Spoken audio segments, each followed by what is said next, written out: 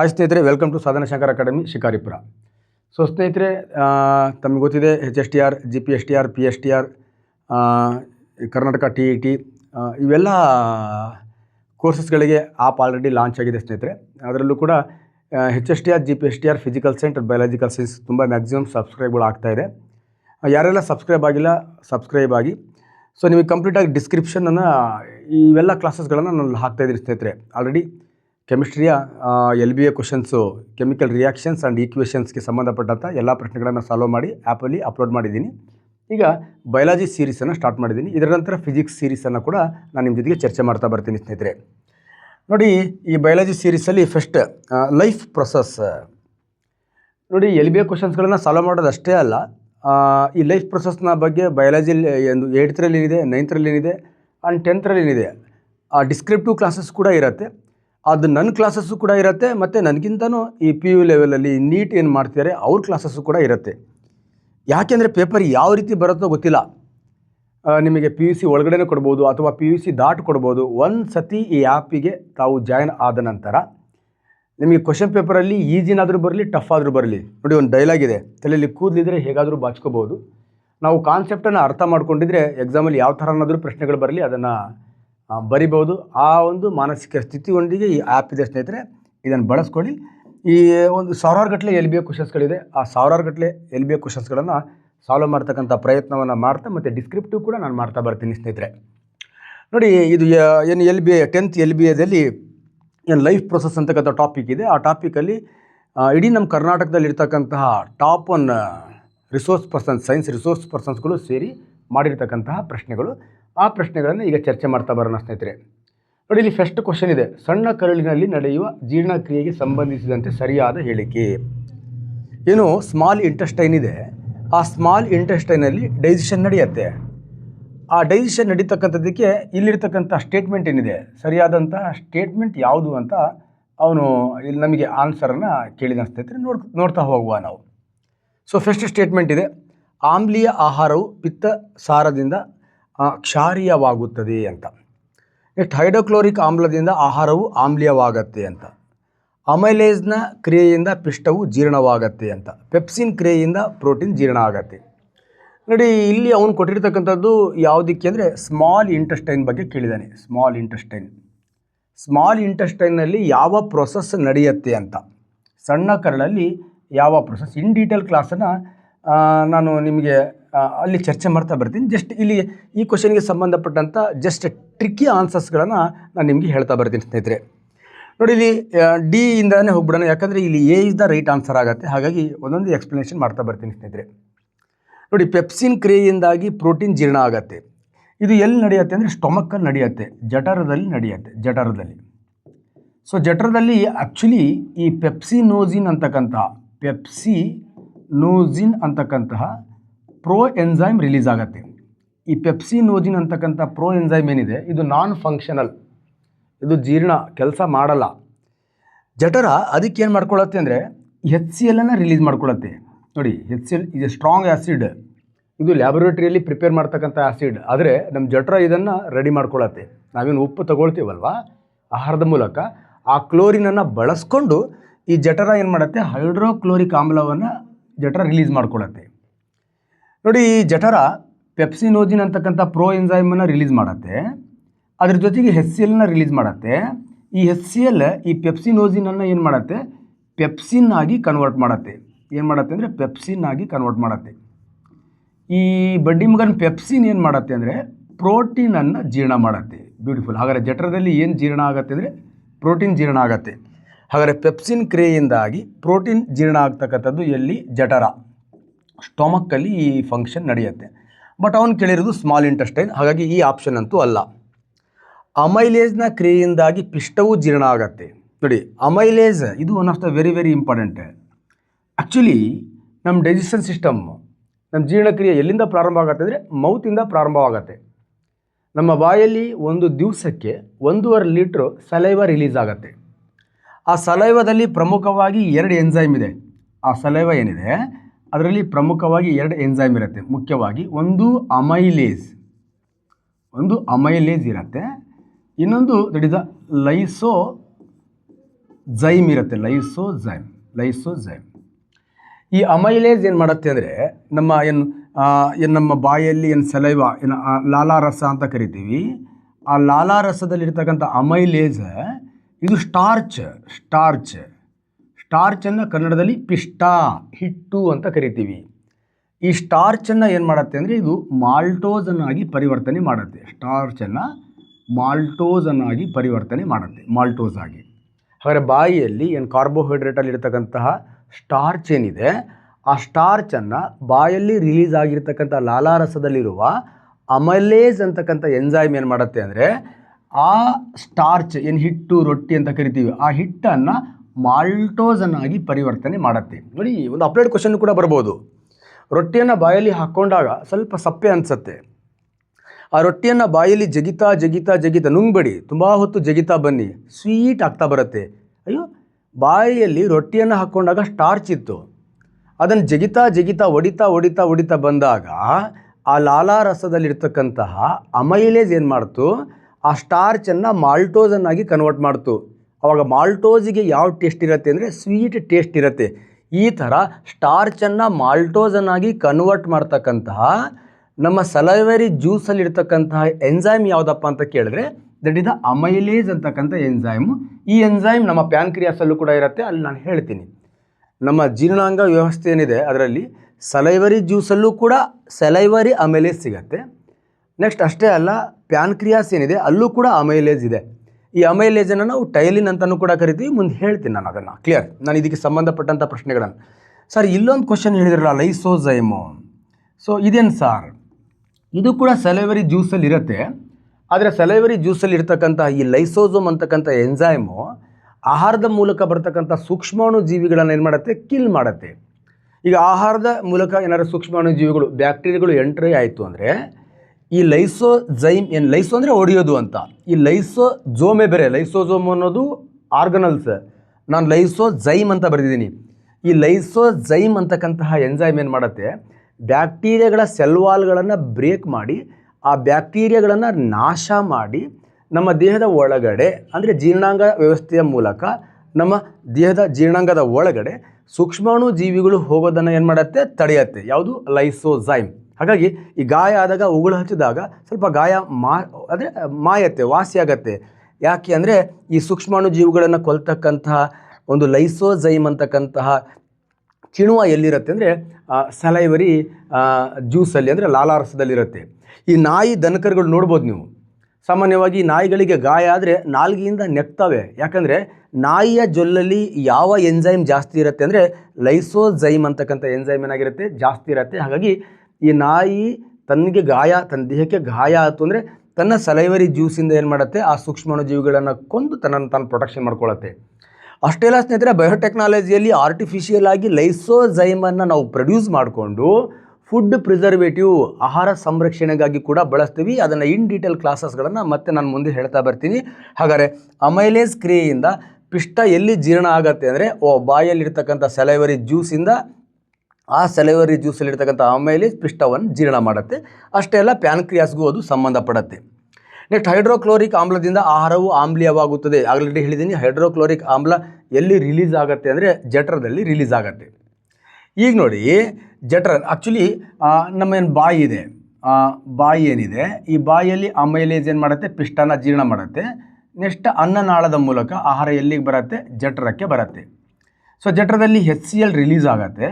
HCl release ಆಗೋದ್ರ ಜೊತೆಗೆ ಪೆಪ್ಸಿನೋಜಿನ್ release ಆಗುತ್ತೆ. ಇಲ್ಲಿ ಹೇಳಿದ್ದೀನಿ, ಆ ಪೆಪ್ಸಿನೋಜಿನನ್ನು HCl ಏನು ಮಾಡುತ್ತೆ, ಪೆಪ್ಸಿನ್ ಆಗಿ ಕನ್ವರ್ಟ್ ಮಾಡುತ್ತೆ. ಪೆಪ್ಸಿನ್ ಏನನ್ನು ಜೀರ್ಣ ಮಾಡುತ್ತೆ ಅಂದರೆ ಬ್ಯೂಟಿಫುಲ್ ಆಗಿರ್ತಕ್ಕಂಥ ಪ್ರೋಟೀನನ್ನು ಜೀರ್ಣ ಮಾಡುತ್ತೆ. ಈ ಪ್ರೋಟೀನ್ ಜೀರ್ಣ ಆದ ನಂತರ ಆಹಾರ ಜಠರದಿಂದ ಏನಾಗುತ್ತೆ ಅಂದರೆ ಎಲ್ಲಿಗೆ ಬರುತ್ತೆ, ಸಣ್ಣ ಕರಳಿಗೆ ಬರುತ್ತೆ. ಮತ್ತು ಅಲ್ಲಿ ಲೀವರ್ದು ಕೆಲಸ ಇದೆ, ಪ್ಯಾನ್ಕ್ರಿಯಾಸ್ದು ಕೆಲಸ ಇದೆ, ನಾನು ಹೈಡ್ ಮಾಡಿದ್ದೀನಿ ನಾನು. ಸಣ್ಣ ಕರಳಿಗೆ ಬರಬೇಕಾದ್ರೆ ಏನು ಆಹಾರ ಇದೆಯಲ್ವಾ, ಆ ಆಹಾರದಲ್ಲಿ ಆಮ್ಲೀಯ ಅಂಶ ಇರುತ್ತೆ. ಆ ಅಸಿಡಿಕ್ ಕಂಟೆಂಟ್ ಏನಾದರೂ ಸ್ಮಾಲ್ ಇಂಟೆಸ್ಟೈನಿಗೆ ಬಂದರೆ ಸ್ಮಾಲ್ ಇಂಟೆಸ್ಟೈನಲ್ಲಿ ಏನಾಗ್ಬಿಡುತ್ತೆ, ಸಣ್ಣ ತೂತುಗಳು ಬಿದ್ದುಬಿಡುತ್ತೆ. ಹಾಗಾಗಿ ಈ ಆಮ್ಲೀಯ ಆಹಾರವನ್ನು ಕ್ಷಾರೀಯ ಆಹಾರವನ್ನಾಗಿ ಏನು ಮೇದೋಜೀರಕ ಗ್ರಂಥಿ ಏನಿದೆ, ಪ್ಯಾನ್ಕ್ರಿಯಾಸ್ ಏನಿದೆ, ಆ ಪ್ಯಾನ್ಕ್ರಿಯಾಸ್ದ ಜ್ಯೂಸ್ ಏನು ಮಾಡುತ್ತೆ, ಅದನ್ನು ಆಮ್ಲೀಯ ಆಹಾರವನ್ನು ಕ್ಷಾರೀಯ ಆಹಾರವನ್ನಾಗಿ ಪರಿವರ್ತನೆ ಮಾಡುತ್ತೆ. ಆ ಆಮ್ಲೀಯ ಆಹಾರವು ಕ್ಷಾರೀಯ ಆಹಾರ ಆಗಿ ಸೊ ಎಲ್ಲಿಗೆ ಬರುತ್ತೆ, ಸಣ್ಣ ಕರಳಿಗೆ ಬರುತ್ತೆ. ಹಾಗಾಗಿ ಸಣ್ಣ ಕರಳಿನಲ್ಲಿ ನಡೀತಕ್ಕಂತಹ ಸರಿಯಾದ ಹೇಳಿಕೆ, ಅದಕ್ಕೆ ತುಂಬ ರಿಲೇಟೆಡ್ ಇರತಕ್ಕಂಥ ಆಪ್ಷನ್ ಯಾವುದಪ್ಪ ಅಂತ ಕೇಳಿದ್ರೆ ದಿಸ್ ಇಸ್ ಆಮ್ಲೀಯ ಆಹಾರವು ಪಿತ್ತಸಾರದಿಂದಾಗಿ ಕ್ಷಾರೀಯ ಆಗತ್ತೆ. ಆ್ಯಕ್ಚುಲಿ ಆಮ್ಲೀಯ ಆಹಾರ ಪಿತ್ತಸಾರ ಅಂದರೆ ಪ್ಯಾನ್ಕ್ರಿಯಾಟಿಕ್ ಜ್ಯೂಸಿಂದ ಕ್ಷಾರೀಯ ಆಹಾರ ಆಗ್ತಕ್ಕಂಥದ್ದು ಪ್ಯಾನ್ಕ್ರಿಯಾಸಲ್ಲಿ, ಅದಾದ ನಂತರ ಸಣ್ಣ ಕರಳಿಗೆ ಬರುತ್ತೆ. ಹಾಗಾಗಿ ಆ್ಯಕ್ಚುಲಿ ಸಣ್ಣ ಕರಳಿಗೆ ರಿಲೇಟೆಡ್ ಅಲ್ಲ ಇದು. ಆ್ಯಕ್ಚುಲಿ ಸಣ್ಣ ಕರಳು ಏನು ಮಾಡುತ್ತೆ ಅಂದರೆ ಏನು ಆಹಾರ ಜೀರ್ಣ ಆಗಿ ಬರುತ್ತೆ, ಬಾಯಲ್ಲಿ ಸಿಂಪಲ್ ಪಿಷ್ಟ ಮಾಲ್ಟೋಸ್ ಆಗಿ ಬರುತ್ತೆ. ನೆಕ್ಸ್ಟ್ ಜಠರದಲ್ಲಿ ಪೆಪ್ಸಿನ್ ಜೀರ್ಣ ಆಗುತ್ತೆ. ಸೊ ನೆಕ್ಸ್ಟ್ ಅಲ್ಲಿಂದ ಜಠರದಿಂದ ಆಹಾರ ಬರಬೇಕಾದ್ರೆ ಅಲ್ಲಿ ಲಿವರ್ ಏನು ಮಾಡುತ್ತೆ, ದೊಡ್ಡ ದೊಡ್ಡ ಕೊಬ್ಬಿನ ಕಣಗಳನ್ನು ಸಣ್ಣ ಸಣ್ಣ ಕೊಬ್ಬಿನ ಕಣಗಳನ್ನಾಗಿ ಅಂದರೆ ಫ್ಯಾಟ್ಸನ್ನು ಏನು ಮಾಡುತ್ತೆ, ಡೈಜೆಷನ್ ಮಾಡಿ ಅದಕ್ಕೆ ಎಮಲ್ಸಿಫಿಕೇಷನ್ ಮಾಡಿ ಅದು ಮುಂದಕ್ಕೆ ಸಾಗಿಸುತ್ತೆ. ಅವಾಗ ಪ್ಯಾನ್ಕ್ರಿಯಾಸ್ ಏನು ಮಾಡುತ್ತೆ ಅಂದರೆ ಏನು ಜಠರದಲ್ಲಿ ಏನು ಆಹಾರದಲ್ಲಿ ಆಮ್ಲ ಸೇರ್ಕೊಂಡಿರುತ್ತಲ್ವ, ಆ ಆಮ್ಲದ ಆಹಾರವನ್ನು ನಮ್ಮ ಮೇದೋಜೀರಕ ಗ್ರಂಥಿ ಏನು ಮಾಡುತ್ತೆ ಅಂದರೆ ಕ್ಷಾರೀಯ ಆಹಾರವಾಗಿ ಪರಿವರ್ತನೆ ಮಾಡುತ್ತೆ. ಆ ಆಲ್ಕಲಿ ಫುಡ್ ಸಣ್ಣ ಕರಳಿಗೆ ಎಂಟ್ರಿ ಆಗುತ್ತೆ. ಸಣ್ಣ ಕರಳಲ್ಲಿ ಎಂಟ್ರಿ ಆದ ನಂತರ ಅದು ಸಿಂಪಲ್ ಶುಗರ್ ಆಗಿ ಸರಳ ಶರ್ಕರವಾಗಿ ಪರಿವರ್ತನೆ ಆಗುತ್ತೆ. ಆ ಸರಳ ಶರ್ಕರವನ್ನು ಆ ಸಣ್ಣ ಕರಳಲ್ಲಿರ್ತಕ್ಕಂತಹ ವಿಲ್ಲೆಗಳು ಅಬ್ಸಾರ್ವ್ ಮಾಡಿ ಯಾವುದಕ್ಕೆ ಕೊಡುತ್ತೆ, ಬ್ಲಡ್ಡಿಗೆ ಕೊಡುತ್ತೆ. ಅದು ಇನ್ ಡೀಟೇಲ್ ಕ್ಲಾಸಲ್ಲಿ ಹೇಳಿದ್ದೀನಿ. ಬಟ್ ಇದಕ್ಕೆ ರಿಲೇಟೆಡ್ ಆಗಿರ್ತಕ್ಕಂಥ ಒಂದು ಬ್ಯೂಟಿಫುಲ್ ಆಗಿರ್ತಕ್ಕಂಥ ಆನ್ಸರ್, ಅದು ಇದಕ್ಕೆ ಹತ್ತಿರ ಇರತಕ್ಕಂಥ ಆನ್ಸರ್ ಯಾವುದಪ್ಪ ಅಂತ ಕೇಳಿದರೆ that is A is the right answer ಸ್ನೇಹಿತರೆ. ನೆಕ್ಸ್ಟ್ ಆಲ್ರೆಡಿ ಅಲ್ಲಿ ಎಕ್ಸ್ಪ್ಲೇಷನ್ ಮಾಡಿದ್ದೀನಿ. ಮತ್ತು ಇಲ್ಲೂ ಕೂಡ ಈ ಕ್ವಶನ್ ಇದೆ, ಯಾವುದು, ಕಾರ್ಬೋಹೈಡ್ರೇಟ್ಗಳು, ಪ್ರೋಟೀನ್ಗಳು ಮತ್ತು ಕೊಬ್ಬುಗಳು ಸಂಪೂರ್ಣವಾಗಿ ಪಚನಗೊಳ್ಳುವ ಸ್ಥಳ ಯಾವುದು ಅಂತ ಕೇಳಿದ್ರೆ ಆಲ್ರೆಡಿ ಹೇಳಿದ್ದೀನಿ. ಜಠರದಲ್ಲಿ ಏನಾಗುತ್ತೆ ಅಂದರೆ ಸಿಂಪಲ್ ಜಠರದಲ್ಲಿ HCl ರಿಲೀಸ್ ಆಗುತ್ತೆ. ಅದರ ಜೊತೆಗೆ ಮ್ಯೂಕಸ್, ನೋಡಿ ಆ ಲೈಸೋಸೈಮ್ ಅಂತಕ್ಕಂಥ ಇದೆಯಲ್ವಾ, ಅದು ಕಣ್ಣೀರಲ್ಲೂ ಕೂಡ ರಿಲೀಸ್ ಆಗುತ್ತೆ, ಮ್ಯೂಕಸಲ್ಲೂ ಕೂಡ ರಿಲೀಸ್ ಆಗುತ್ತೆ, ಸಲೆವರಿ ಜ್ಯೂಸಲ್ಲೂ ಕೂಡ ರಿಲೀಸ್ ಆಗುತ್ತೆ. ಜಠರದಲ್ಲಿ ಏನು ರಿಲೀಸ್ ಆಗುತ್ತೆ ಅಂದರೆ HCl ರಿಲೀಸ್ ಆಗುತ್ತೆ, ಹೈಡ್ರೋಕ್ಲೋರಿಕ್ ಆಮ್ಲ. ಆಮೇಲೆ ಪೆಪ್ಸಿನೋಸಿನ್ ಅಂತಕ್ಕಂಥ ಪ್ರೋ ಎನ್ಸೈಮ್ ರಿಲೀಸ್ ಆಗುತ್ತೆ. ಈ HCl ಪೆಪ್ಸಿನೋಸಿನನ್ನು ಪೆಪ್ಸಿನ್ ಆಗಿ ಕನ್ವರ್ಟ್ ಮಾಡುತ್ತೆ. ಪೆಪ್ಸಿನ್ ಏನು ಮಾಡುತ್ತೆ ಅಂದರೆ ಬ್ಯೂಟಿಫುಲ್ ಪ್ರೋಟೀನನ್ನು ಏನು ಮಾಡುತ್ತೆ, ಜೀರ್ಣ ಮಾಡುತ್ತೆ. ಅದಕ್ಕೆ ನೋಡಿ, ಆಹಾರ ಜೀರ್ಣ ಆಗಿಲ್ಲ ಅಂದರೆ ನಾವೇನು ಕುಡಿತೀವಿ, ಪೆಪ್ಸಿ ಕುಡಿತೀವಿ. ಪೆಪ್ಸಿ ಪ್ರೋಟೀನನ್ನು ಜೀರ್ಣ ಮಾಡುತ್ತೆ ಅಂತ. ಮಟನ್ ತಿಂದಾಗ ಮಟನಲ್ಲಿ ಪ್ರೋಟೀನ್ ಅಂಶ ಏನಾಗಿರುತ್ತೆ, ಜಾಸ್ತಿ ಇರುತ್ತೆ. ತಿನ್ಬೇಕಾದ್ರೆ ಸ್ವಲ್ಪ ಪೆಪ್ಸಿ ಯಾಕೆ ತೊಗೊಳ್ತೀವಿ ಅಂದರೆ ಪ್ರೋಟೀನ್ ಈಸಿಯಾಗಿ ಜೀರ್ಣ ಆಗಲಿ ಅಂತ ಇರಲಿ. ಸೊ ನೆಕ್ಸ್ಟ್ ದೊಡ್ಡ ಕರಳು ಏನಿಲ್ಲ, ಏನು ಆಹಾರ ಜೀರ್ಣ ಆದ ನಂತರ ಏನು ಉಳಿತಕ್ಕಂಥದ್ದೇನಿದೆ ಅದರಲ್ಲಿರ್ತಕ್ಕಂಥ ನೀರಿನ ಅಂಶವನ್ನು ಹೀರ್ಕೊಂಡು ಪುನಃ ಸಣ್ಣ ಕರಳಿಗೆ ಕೊಡ್ತಕ್ಕಂಥ ಕೆಲಸವನ್ನು ಮಾಡುತ್ತೆ. ಅಷ್ಟೇ ಅಲ್ಲ, ವಿಟಮಿನ್ B12 ಕೂಡ ಅದು ಸಂಶ್ಲೇಷಣೆ ಮಾಡುತ್ತೆ. ಅದ್ರ ಬಗ್ಗೆ ಇನ್ ಡೀಟೇಲ್ ಕ್ಲಾಸಲ್ಲಿ ಹೇಳ್ತೀನಿ ನಾನು. ಸಣ್ಣ ಕರಳು ನಿಮಗೆಲ್ಲ ಗೊತ್ತಿದೆ, ಸಿಂಪಲ್ ಬಾಯಿಯಲ್ಲಿ ಕಾರ್ಬೋಹೈಡ್ರೇಟ್ ಮೀನ್ಸ್ ಸ್ಟಾರ್ಚ್ ಜೀರ್ಣ ಆಗುತ್ತೆ ಮಾಲ್ಟೋಸ್ ಆಗಿ. ಸೊ ನೆಕ್ಸ್ಟ್ ಜಠರದಲ್ಲಿ ಪೆಪ್ಸಿನ್ ಅಂದರೆ ಪ್ರೋಟೀನ್ ಜೀರ್ಣ ಆಗುತ್ತೆ, ಪ್ರೋಟೀನ್. ನೆಕ್ಸ್ಟ್ ಲೀವರಲ್ಲಿ ಫ್ಯಾಟ್ಸ್ ಜೀರ್ಣ ಆಗುತ್ತೆ. ಇವೆಲ್ಲವೂ ಎಲ್ಲಿಗೆ ಬರುತ್ತೆ ಅಂದರೆ ಸ್ಮಾಲ್ ಇಂಟೆಸ್ಟೈನ್, ಸಣ್ಣ ಕರಳಿಗೆ ಬರುತ್ತೆ. ಆ ಸಣ್ಣ ಕರಳು ಏನು ಮಾಡುತ್ತೆ ಅಂದರೆ ಈ ಪಿಷ್ಟ, ಈ ಪ್ರೋಟೀನ್, ಈ ಲಿಪಿಡ್ಸ್ ಏನಿದೆ, ಫ್ಯಾಟ್ಸ್ ಏನಿದೆ, ಕೊಬ್ಬು, ಇವುಗಳನ್ನೆಲ್ಲವನ್ನು ಸಿಂಪಲ್ ಶುಗರ್, ಸರಳ ಶರ್ಕರವನ್ನಾಗಿ ಪರಿವರ್ತನೆ ಮಾಡುತ್ತೆ. ಸಿಂಪಲ್ ಶುಗರನ್ನಾಗಿ ಪರಿವರ್ತನೆ ಮಾಡುತ್ತೆ. ಅಂದರೆ ಸ್ಟಾರ್ಚನ್ನು, ಮಾಲ್ಟೋಸನ್ನು ಗ್ಲೂಕೋಸನ್ನಾಗಿ ಪರಿವರ್ತನೆ ಮಾಡುತ್ತೆ. ನೆಕ್ಸ್ಟ್ ಪ್ರೋಟೀನನ್ನು ಅಮೈನೋ ಆ್ಯಸಿಡ್ಸ್ಗಳನ್ನಾಗಿ ಪರಿವರ್ತನೆ ಮಾಡುತ್ತೆ. ಫ್ಯಾಟ್ಸನ್ನು ಫ್ಯಾಟಿ ಆ್ಯಸಿಡ್ಗಳನ್ನಾಗಿ ಪರಿವರ್ತನೆ ಮಾಡಿ ಗ್ಲೂಕೋಸ್ ಫಾರ್ಮಲ್ಲಿ ವಿಲ್ಲೆಗಳ ಮೂಲಕ ಬ್ಲಡ್ಡಿಗೆ ಸಪ್ಲೈ ಮಾಡ್ತಕ್ಕಂಥ ಕೆಲಸವನ್ನು ಯಾವ್ದು ಮಾಡುತ್ತೆ, ಸಣ್ಣ ಕರಳು ಮಾಡುತ್ತೆ. ನೋಡಿ ಇಲ್ಲಿ ಕ್ವಶನ್ ಬ್ಯೂಟಿಫುಲ್ ಕ್ಲಿಯರ್. ಕಾರ್ಬೋಹೈಡ್ರೇಟ್ ಅಂದರೆ ಸ್ಟಾರ್ಚ್, ಪ್ರೋಟೀನ್ ಮತ್ತು ಕೊಬ್ಬುಗಳು ಸಂಪೂರ್ಣವಾಗಿ ಪಚನಗೊಳ್ತಕ್ಕಂಥ ಸ್ಥಳ ಯಾವುದಪ್ಪ ಅಂತ ಕೇಳಿದ್ರೆ ಸ್ಮಾಲ್ ಇಂಟೆಸ್ಟೈನ್. ಲಿವರ್ ಏನು ಮಾಡುತ್ತೆ ಅಂದರೆ, ಸೊ ಲಿವರ್ ಆಲ್ರೆಡಿ ಹೇಳಿದ್ದೀನಿ, ಏನು ದೊಡ್ಡ ಫ್ಯಾಟ್ಸ್ ಮ್ಯಾಲ್ಯುಕಲ್ಸ್ ಇದೆ, ಏನು ದೊಡ್ಡ ಕೊಬ್ಬಿನ ಕಣಗಳಿದೆ, ಆ ಕೊಬ್ಬಿನ ಕಣಗಳನ್ನು ಚಿಕ್ಕ ಕೊಬ್ಬಿನ ಕಣಗಳನ್ನಾಗಿ ಪರಿವರ್ತನೆ ಮಾಡುತ್ತೆ. ಇದಕ್ಕೆ ನಾವೇನಂತ ಕರಿತೀವಿ, ಎಮಲ್ಸಿಫಿಕೇಷನ್ ಅಂತ ಕರಿತೀವಿ. ಈ ಎಮಲ್ಸಿಫಿಕೇಷನ್ ಅಂತಕ್ಕಂತಹ ಪ್ರಕ್ರಿಯೆಯನ್ನು ಯಾವುದು ಮಾಡುತ್ತೆ ಅಂದರೆ, ಬಟ್ ಲಿವರ್ ಬಗ್ಗೆ ಸಾಧನಾ ಶಂಕರ್ ಯೂಟ್ಯೂಬ್ ಚಾನಲಲ್ಲಿ 1 hour ಕ್ಲಾಸ್ ಮಾಡಿದ್ದೀನಿ, ನೋಡ್ಕೊಳ್ಳಿ. ಲಿವರ್ದು ತುಂಬಾ ಕೆಲಸ ಇದೆ. ಲಿವರ್ ಎಷ್ಟು ದೊಡ್ಡದಿರುತ್ತೆ, ಇದು ಏನೇನು ರಿಲೀಸ್ ಮಾಡುತ್ತೆ, ಅಲ್ಲಿ ಬೈಲಿರೋಬಿನ್ ಅಂದರೆ ಏನು, ಜಾಂಡೀಸ್ ಹೆಂಗೆ ಬರುತ್ತೆ, ಹೆಪಟೈಟಿಸ್ ಅಲ್ಲಿ ಹೆಪಟೋಸೈಟ್ಸ್ಗಳು ಎಷ್ಟಿದೆ, ನೆಕ್ಸ್ಟ್ ಏನು ಡೆಡ್ ಬ್ಲಡ್ ಸೆಲ್ಸ್ಗಳು ಹೇಗೆ ಯೂರಿಯಾವಾಗಿ ಕನ್ವರ್ಟ್ ಆಗುತ್ತೆ, ಅವೆಲ್ಲ ಹೇಳಿದ್ದೀನಿ. ಬಟ್ ಇಲ್ಲಿಗೆ ಸಂಬಂಧಪಟ್ಟಂಥ LBA ಕ್ವಶನ್ಸ್ಗೆ ನಿಮಗೆ ಈ ಆನ್ಸರನ್ನು ನಾನು ಕ್ಲಿಯರ್ ಮಾಡಿದ್ದೀನಿ ಸ್ನೇಹಿತರೆ. ಆ್ಯಪನ್ನು ಪರ್ಚೇಸ್ ಮಾಡಿ, ಅಲ್ಲಿ ಇನ್ ಡೀಟೇಲ್ ಕ್ಲಾಸಲ್ಲಿ ಡೈಜೆಸ್ಟಿವ್ ಸಿಸ್ಟಮ್ ಅಂದರೆ ನೀವು ಊಟ ಮಾಡೋ ಆಹಾರ ನಿಮ್ಮ ದೇಹದಲ್ಲಿ ಹೇಗೆ ಜೀರ್ಣ ಆಗುತ್ತೆ ಅನ್ನೋದನ್ನು ಇನ್ ಡೀಟೇಲಾಗಿ ಹೇಳಿದ್ದೀನಿ ಸ್ನೇಹಿತರೆ. ಅಲ್ಲಿ ಆ್ಯಪಲ್ಲಿ ಜಾಯ್ನ್ ಆದರೆ ನಿಮಗೆ ಕಂಪ್ಲೀಟಾಗಿ ಸಿಗ್ತಾ ಹೋಗುತ್ತೆ. ನೆಕ್ಸ್ಟ್ ಮಾನವನ ದೇಹದ ಎಲ್ಲ ಭಾಗಗಳಿಗೆ ರಕ್ತವನ್ನು ಹೃದಯಕ್ಕೆ ಸಾಗಿಸುವ ರಕ್ತನಾಳಗಳು. ಇದು ಒಂದು ಮಜಾ ಇರೋ ಕ್ವಶನ್. ಹೃದಯದ ಬಗ್ಗೆ ಕಂಪ್ಲೀಟ್ ಸಾಧನಾಶಂಕರ್ ಅಕಾಡೆಮಿ ಯೂಟ್ಯೂಬ್ ಚಾನಲ್ ಹೇಳಿದ್ದೀನಿ. ಮತ್ತು ನಿಮಗೆ ಸ್ವಲ್ಪ ದಿವಸದಲ್ಲಿ ಯಾಕೋ ಮೊನ್ನೆ ಅದು ನೋಡಿದಾಗ ಅಲ್ಲಿ ಕೆಲವೊಂದು ಸಣ್ಣ ಇನ್ನೂ ಮಜವಾಗಿ ಹೇಳ್ಬೋದಾಗಿತ್ತಲ್ಲ ಅಂತ ಅನ್ನಿಸ್ತು. ಹಾಗಾಗಿ ಯೂಟ್ಯೂಬಲ್ಲಿ ಕಂಪ್ಲೀಟ್ ಹಾರ್ಟ್ ಬಗ್ಗೆ ಇನ್ನೊಂದು ಕ್ಲಾಸನ್ನು ನಾನು ನಿಮ್ಮ ಜೊತೆಗೆ ಚರ್ಚೆ ಮಾಡ್ತಾ ಬರ್ತೀನಿ. ನೋಡಿ, ಇದು ತುಂಬ ಈಸಿ ಕ್ವಶನ್. ಮಾನವನ ದೇಹದ ಎಲ್ಲ ಭಾಗಗಳಿಂದ ರಕ್ತವನ್ನು ಹೃದಯಕ್ಕೆ ಸಾಗಿಸುವ ರಕ್ತನಾಳಗಳು ಅಂತ. ನೋಡಿ, ಆ್ಯಕ್ಚುಲಿ ಹೃದಯ 2 ಚೇಂಬರ್ಡ್ ಹಾರ್ಟ್ ಇದೆ. ಮೀನಲ್ಲಿ 2 ಹೃದಯದ ಕೋಣೆಗಳಿದೆ. ಡೈರೆಕ್ಟ್ ನಮ್ಮದೇ ಮಾನವ ಅಂತ ಹೇಳಿದರೆ ನಮ್ಮದೇ. ನೋಡಿ, ನಮಗೆ 4 ಹೃದಯದ ಕೋಣೆಗಳಿವೆ. 4 ಹೃದಯದ ಕೋಣೆಗಳಿವೆ. ಕ್ಲಿಯರ್? ನಾವು ಈ ಕಡೆ ಹಿಂಗೆ ನಿಂತ್ಕೊಂಡಾಗ ದಿಸ್ ಇಸ್ ದ ಬಲ ಹೃತ್ಕರ್ಣ ಅಂತ ಇರುತ್ತೆ. ನೆಕ್ಸ್ಟ್ ಎಡ ಹೃತ್ಕರ್ಣ ಅಂತ ಇರುತ್ತೆ. ನೆಕ್ಸ್ಟ್ ಬಲ ಹೃತ್ಕುಕ್ಷಿ ಅಂತ ಇರುತ್ತೆ. ನೆಕ್ಸ್ಟ್ ಎಡ ಹೃತ್ಕುಕ್ಷಿ ಅಂತ ಇರುತ್ತೆ. ಕನ್ನಡದಲ್ಲಿ that is right artery, next right ventricle, left artery and left ventricle ಅಂತ ಇಂಗ್ಲೀಷ್ ಮೀಡಿಯಮಲ್ಲಿ ಇರುತ್ತೆ ಸ್ನೇಹಿತರೆ. ನೋಡಿ, ಈ ಹೃದಯ 4 ಕೋಣೆಗಳನ್ನು ಹೊಂದಿರತಕ್ಕಂಥ ಏನು ಹಾರ್ಟ್ ಇದೆ, ಈ ಹಾರ್ಟಿಗೆ ಬ್ಲಡ್ ನಮ್ಮ ಇಡೀ ಬಾಡಿಯಿಂದ ಒಂದು ಸತಿ ಬ್ಲಡ್ ಬರುತ್ತೆ. ನೆಕ್ಸ್ಟ್ ಮತ್ತೆ ಬಾಡಿಗೆ ಮತ್ತೆ ಬ್ಲಡ್ ಹೋಗುತ್ತೆ. ಕ್ಲಿಯರ್? ನೋಡಿ, ಈಗ ನಮ್ಮ ಇಡೀ ಬಾಡಿಯಿಂದ ಬ್ಲಡ್ ಈಗ ನಮ್ಮ ಇಡೀ ಬಾಡಿನ ಈ ಥರ ಬರಿತೀನಿ ನಾನು. ಇಲ್ಲಿ ಏನು ಕೆಟಬಾಲಿಕ್ ಆಕ್ಟಿವಿಟೀಸ್ಗಳು ನಡೆಯುತ್ತೆ. ಇಲ್ಲಿ ಏನು ಆಹಾರ ಜೀರ್ಣ ಆಗುತ್ತೆ, ಇಲ್ಲಿ ಶಕ್ತಿಯಾಗಿ ಪರಿವರ್ತನೆ ಆಗುತ್ತೆ, ಗ್ಲೂಕೋಸ್ ವಿಭಜನೆ ಆಗುತ್ತೆ. ಈ ಥರ ವಿಭಜನೆ ಆಗಬೇಕಾದ್ರೆ ಇಲ್ಲಿ ವೇಸ್ಟ್ ಪ್ರಾಡಕ್ಟ್ಗಳೇನಾಗುತ್ತೆ, ಪ್ರೊಡ್ಯೂಸ್ ಆಗುತ್ತೆ. ಆ್ಯಕ್ಚುಲಿ ಮೈಟೋಕಾಂಡ್ರಿಯಾದಲ್ಲಿ ಏನಾಗುತ್ತೆ, ಆಮ್ಲಜನಕದ ಸಹಾಯದಿಂದ ಗ್ಲೂಕೋಸ್ ಬರ್ನ್ ಆಗಿ ಕಾರ್ಬನ್ ಡೈಆಕ್ಸೈಡ್ ರಿಲೀಸ್ ಆಗುತ್ತೆ. ಆ ಮೈಟೋಕಾಂಡ್ರಿಯಾ ಆ ಗ್ಲೂಕೋಸನ್ನು ಬರ್ನ್ ಮಾಡಲಿಕ್ಕೆ ಜೀವಕೋಶಗಳಿಗೆ ಆಕ್ಸಿಜನನ್ನು ತರುತ್ತೆ. ಆಕ್ಸಿಜನ್ ತರ್ತಕ್ಕಂಥ ನಾಳಗಳಿಗೆ ಈ ಥರ ನೆಕ್ಸ್ಟ್ ಇಲ್ಲಿ ಬರ್ನ್ ಆದಮೇಲೆ ಕಾರ್ಬನ್ ಡೈಆಕ್ಸೈಡನ್ನು ತರ್ತಕ್ಕಂಥ ನಾಳಗಳು ಒಟ್ಟಾರೆಯಾಗಿ ಬಲೆಯ ರೂಪದಲ್ಲಿ ಲೋಮನಾಳಗಳು ಏನು ಮಾಡ್ಕೊಂಡಿರುತ್ತೆ, ಈ ದೇಹದಲ್ಲಿರ್ತಕ್ಕಂಥ ಪ್ರತಿಯೊಂದು ಜೀವಕೋಶಗಳನ್ನು ಹೆಣ್ಕೊಂಡಿರುತ್ತೆ. ಇಲ್ಲಿ ನಾವು ಜೀರ್ಣ ಆಗಿರ್ತಕ್ಕಂಥ ಆಹಾರ ಗ್ಲೂಕೋಸ್ ಏನಿದೆ ರಕ್ತದ ಮೂಲಕ ಮತ್ತು ಉಸಿರಾಟದ ಮೂಲಕ ಬಂದಂಥ ಆಮ್ಲಜನಕ ರಕ್ತದ ಮೂಲಕ ಬಂದು ಈ ಜೀವಕೋಶದ ಒಳಗಡೆ ಬರುತ್ತೆ. ಆ ಆಮ್ಲಜನಕ ಗ್ಲೂಕೋಸನ್ನು ಈ ಮೈಟೋಕಾಂಡ್ರಿಯಾ ತಗೊಂಡು ಏನು ಮಾಡುತ್ತೆ, ಆಕ್ಸಿಡೇಷನ್ ಮಾಡುತ್ತೆ, ಅದನ್ನು ವಿಭಜನೆ ಮಾಡುತ್ತೆ. ವಿಭಜನೆ ಮಾಡಬೇಕಾದ್ರೆ ಅಲ್ಲಿ ಕಾರ್ಬನ್ ಡೈಆಕ್ಸೈಡ್ ರಿಲೀಸ್ ಆಗುತ್ತೆ. ಆಕ್ಸಿಜನ್ ಬರುತ್ತೆ. ನೆಕ್ಸ್ಟ್ ಇಲ್ಲಿ ಜೀರ್ಣಕ್ರಿಯೆ ಅಂದರೆ ಇಲ್ಲಿ ಮೈಟೋಕಾಂಡ್ರಿಯಾ ಗ್ಲೂಕೋಸನ್ನು ಅಲ್ಲಿ ಪೈರೋವೇಟ್ ಮತ್ತು ಬೇರೆ ಬೇರೆ ಇದೆ, ಅದನ್ನು ವಿಭಜನೆ ಮಾಡಿದ್ಮೇಲೆ ಕಾರ್ಬನ್ ಡೈಆಕ್ಸೈಡ್ ಹೊರಗಡೆ ಬರುತ್ತೆ. ಹಾಗೆ ಆಮ್ಲಜನಕ ಜೀವಕೋಶದ ಒಳಗಡೆ ಬರುತ್ತೆ, ಕಾರ್ಬನ್ ಡೈಆಕ್ಸೈಡ್ ಜೀವಕೋಶದಿಂದ ಹೊರಗಡೆ ಹೋಗುತ್ತೆ. ದೇಹದಲ್ಲಿರೋ ಪ್ರತಿಯೊಂದು ಜೀವಕೋಶಗಳಲ್ಲಿ ಈ ಪ್ರಕ್ರಿಯೆ ನಡೆಯುತ್ತೆ.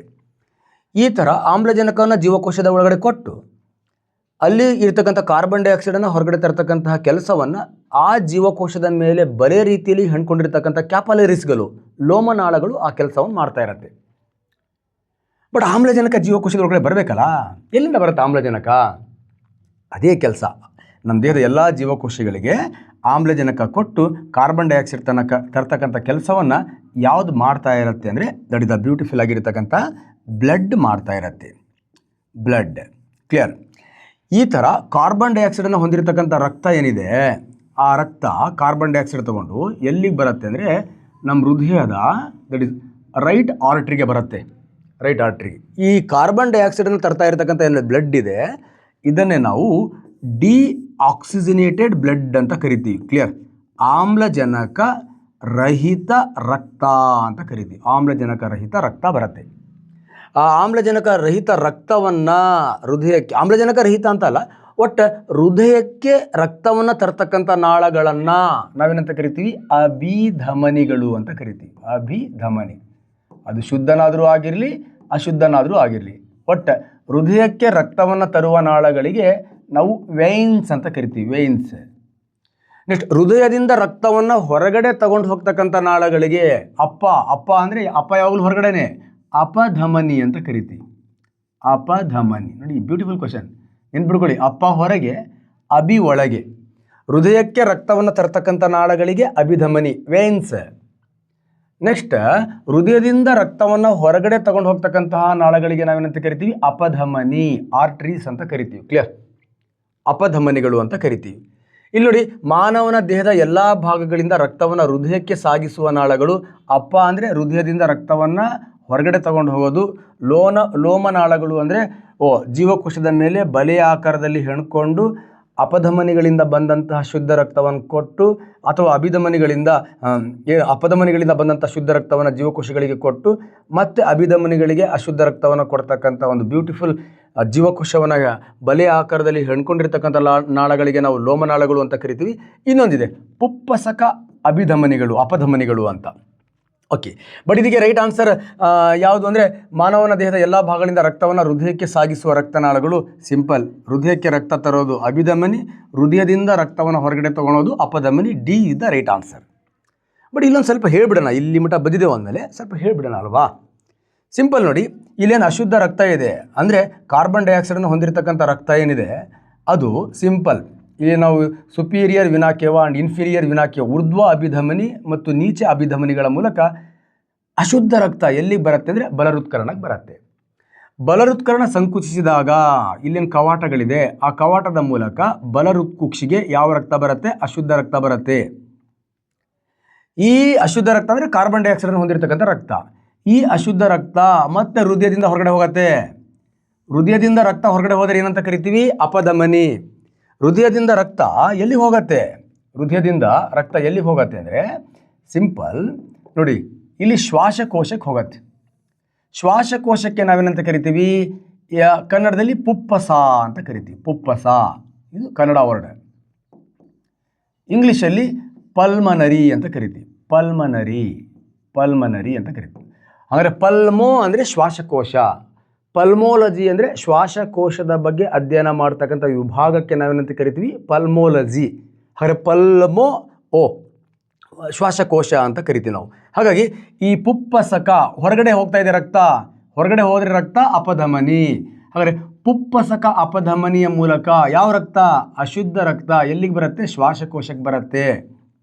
ಶ್ವಾಸಕೋಶಕ್ಕೆ ಕಾರ್ಬನ್ ಡೈಆಕ್ಸೈಡನ್ನು ಕೊಟ್ಟು ನಾವು ಉಸಿರಾಟದ ಮೂಲಕ ತಗೊಂಡಿರ್ತಕ್ಕಂಥ ಆಮ್ಲಜನಕವನ್ನು ತಗೊಂಡು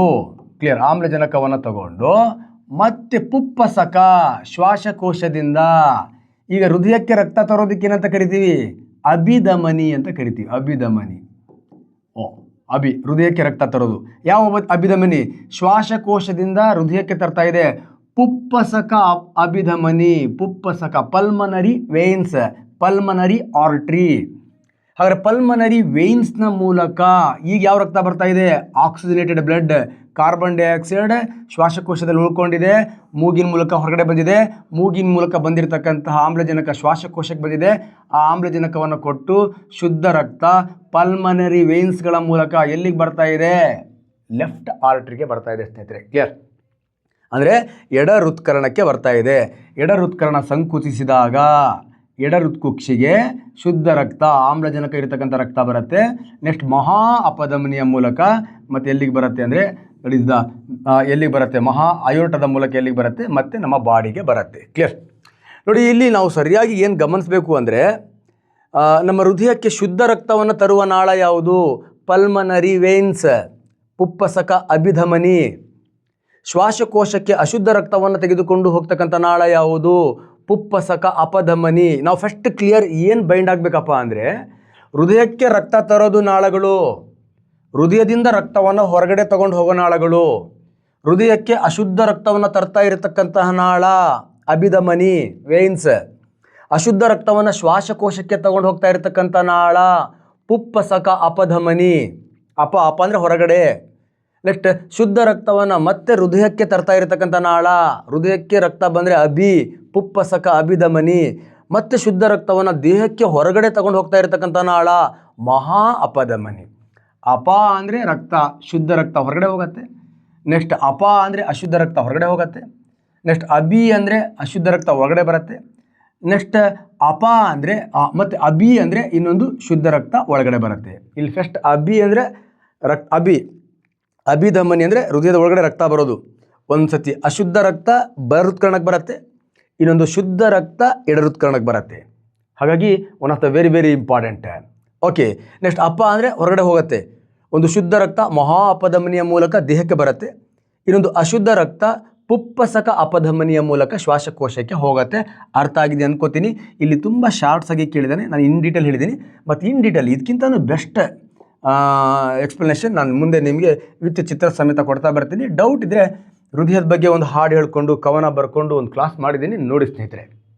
ನೆಕ್ಸ್ಟ್ ಮಾನವನ ದೇಹದಲ್ಲಿ ಆಕ್ಸಿಜನ್ ರಹಿತ ರಕ್ತವನ್ನು ಹೃದಯದಿಂದ ಶ್ವಾಸಕೋಶಗಳಿಗೆ ಸಾಗಿಸುವ, ನೋಡಿ ಅಲ್ಲಿ ಎಕ್ಸ್ಪ್ಲೇನ್ ಮಾಡಿದ್ದು ಇಲ್ಲಿ ಸಿಕ್ಬಿಡುತ್ತೆ ನಿಮಗೆ.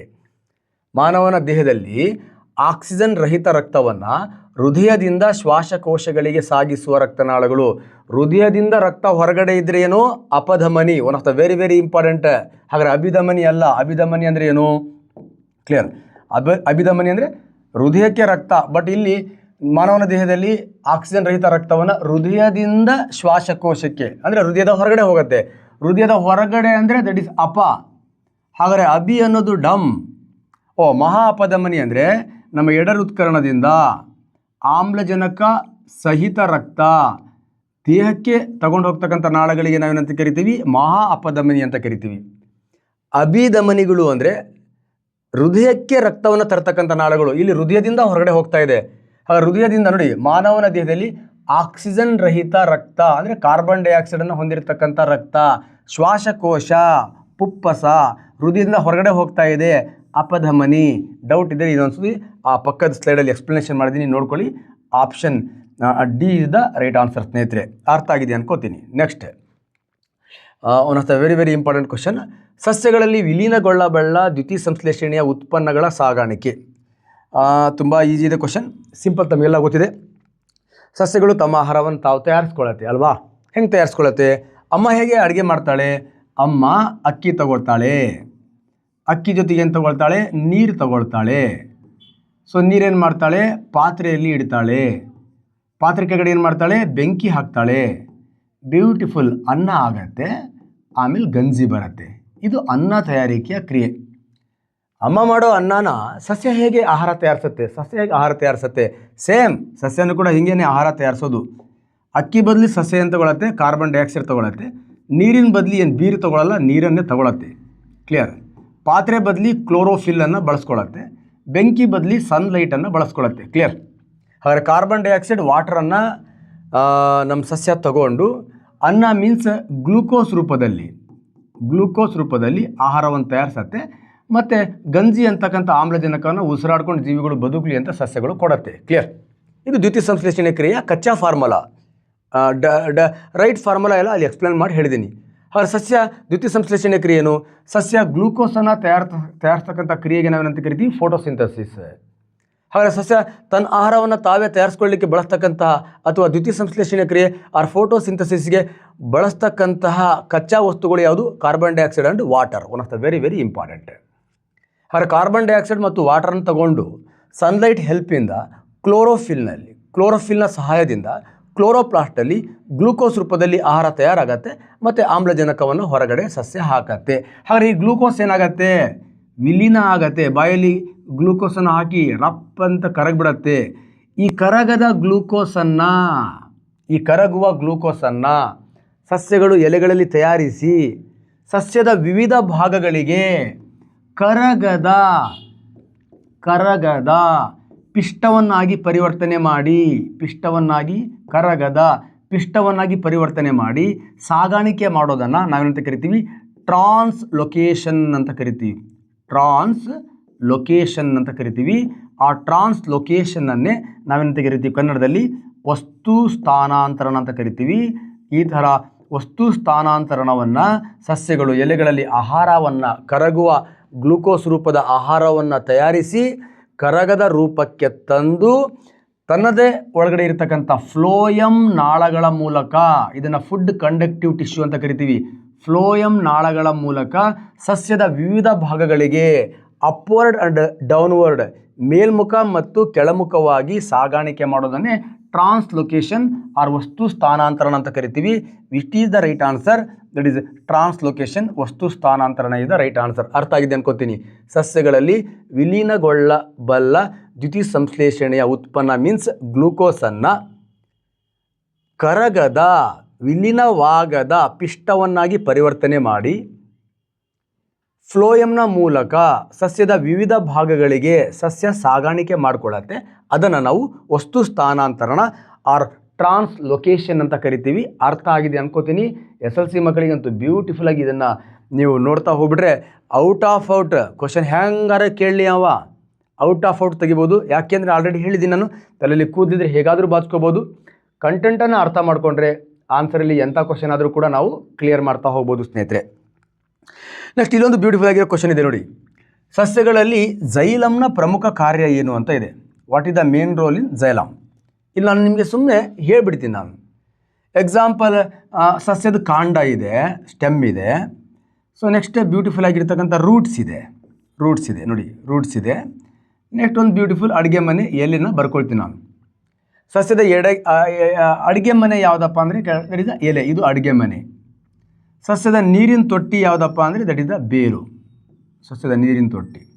ಇವೆಲ್ಲ ಸಸ್ಯದ ಕಾಂಡ. ಕ್ಲಿಯರ್ ನೋಡಿ. One of the very very important, ಈ ಬೇರುಗಳು ಕೆಲಸ ಮಾಡಲಿಕ್ಕೆ ಆಹಾರ ಬೇಕು, ಎಲೆಗಳಲ್ಲಿ ಆಹಾರ ತಯಾರಿಸಲಿಕ್ಕೆ ನೀರು ಬೇಕು. ಸಿಂಪಲ್. ಈ ಬೇರು ಅನ್ನೋದು ಸಿಂಪಲ್. ಮತ್ತು ಇದರಲ್ಲಿ ರೂಟ್ ಹೇರ್ಸ್ಗಳು ಅಂತ ಬರುತ್ತೆ. ಬೇರು ರೋಮಗಳು, ಅದು ಹೊರಧರ್ಮ, ಎಪಿಡರ್ಮಿಸ್ನ ಭಾಗ. ಈ ಬೇರು ರೋಮಗಳು ನೀರು ಮತ್ತು ಲವಣಾಂಶಗಳನ್ನು ಹೀರ್ಕೊಂಡು ಬೇರುಗಳಿಗೆ ಕೊಡುತ್ತೆ. ಆ ಬೇರುಗಳು ಏನು ಮಾಡುತ್ತೆ ಅಂದರೆ, ಆ ಹೀರಲ್ಪಟ್ಟಂತಹ ನೀರು ಲವಣಾಂಶಗಳನ್ನು ತನ್ನ ಒಳಗಡೆ ಇರತಕ್ಕಂಥ ನಾಳಗಳ ಮೂಲಕ, ಅಂದರೆ ಈ ಬೇರುಗಳು ಮತ್ತು ಕಾಂಡದಲ್ಲಿ ಇರತಕ್ಕಂಥ ನಾಳ, ಆ ನಾಳದ ಮೂಲಕ ನೀರನ್ನು ಸಾಗಾಣಿಕೆ ಮಾಡುತ್ತೆ ಸಸ್ಯದ ವಿವಿಧ ಭಾಗಗಳಿಗೆ. ಯಾವ ಮುಖವಾಗಿ? ಅಪ್ವರ್ಡ್ ಡೈರೆಕ್ಷನ್, ಮೇಲ್ಮುಖವಾಗಿ. ಯಾವ ರೀತಿ ಚಲನೆ? ಜಿಗ್ಜಾಗ್ ಮೋಷನ್ನಲ್ಲಿ. ಯಾವ ರೀತಿ ಚಲನೆ ಅಂದರೆ ಜಿಗ್ಜಾಗ್ ಮೋಷನಲ್ಲಿ. ಹೀಗೆ ಜಿಗ್ಜಾಗ್ ಮೋಷನಲ್ಲಿ ಏನು ಮಾಡುತ್ತೆ ಅಂದರೆ ನೀರನ್ನು ಸಾಗಾಣಿಕೆ ಮಾಡುತ್ತೆ. ಆ ನೀರನ್ನು ಬೇರು ರೋಮಗಳು ಹೀರಲ್ಪಟ್ಟಂತಹ ನೀರು ಲವಣಾಂಶಗಳನ್ನು ಬೇರುಗಳಲ್ಲಿರ್ತಕ್ಕಂತಹ, ಕಾಂಡಗಳಲ್ಲಿರ್ತಕ್ಕಂತಹ ಜೈಲಮ್ ಅಂತಕ್ಕಂತಹ ಅಂಗಾಂಶ, ಜೈಲಮ್ ಅಂತಕ್ಕಂತಹ ಟಿಶ್ಯೂ ಏನಿದೆ, ಕಾಂಪ್ಲೆಕ್ಸ್ ಟಿಶ್ಯೂ, ನೀರನ್ನು ಲವಣಾಂಶವನ್ನು ಮೇಲ್ಮುಖವಾಗಿ ಸಸ್ಯದ ವಿವಿಧ ಭಾಗಗಳಿಗೆ ಸಾಗಾಣಿಕೆ ಮಾಡುತ್ತೆ. ಅದರಲ್ಲೂ ಪ್ರಮುಖವಾಗಿ ಎಲೆಗೆ ಸಾಗಾಣಿಕೆ ಮಾಡುತ್ತೆ. ಕ್ಲಿಯರ್? ಯಾಕೆ ಎಲೆಗೆ ಸಾಗಾಣಿಕೆ ಮಾಡುತ್ತೆ ಅಂದರೆ, ಎಲೆಗಳಲ್ಲಿ ಸಣ್ಣ ಸಣ್ಣ ಪತ್ರರಂಧ್ರಗಳಿವೆ, ಸ್ಟೊಮ್ಯಾಟೊಗಳಿವೆ. ಈ ಸ್ಟೊಮ್ಯಾಟೊಗಳ ಮೂಲಕ ಕಾರ್ಬನ್ ಡೈಆಕ್ಸೈಡ್ ಬರುತ್ತೆ. ಇದ್ರ ಮೇಲೆ ಬ್ಯೂಟಿಫುಲ್ ಸನ್ಲೈಟ್ ಬೀಳತ್ತೆ. ಸನ್ಲೈಟ್ ಹೆಲ್ಪಿಂದ ಇಲ್ಲಿಂದ ಬಂದಂಥ ನೀರನ್ನು ಬಳಸ್ಕೊಂಡು, ಕಾರ್ಬನ್ ಡೈಆಕ್ಸೈಡನ್ನು ಬಳಸ್ಕೊಂಡು, ಈ ಎಲೆಗಳಲ್ಲಿರ್ತಕ್ಕಂಥ ಕ್ಲೋರೋಫಿಲ್ನ ಹೆಲ್ಪಿಂದ ಬ್ಯೂಟಿಫುಲ್ ಗ್ಲೂಕೋಸ್ ರೂಪದಲ್ಲಿ ಆಹಾರ ತಯಾರಾಗತ್ತೆ. ಹಾಗಾಗಿ ಎಲೆಯನ್ನು ಸಸ್ಯದ ಅಡುಗೆ ಮನೆ ಅಂತ ಕರಿತೀವಿ.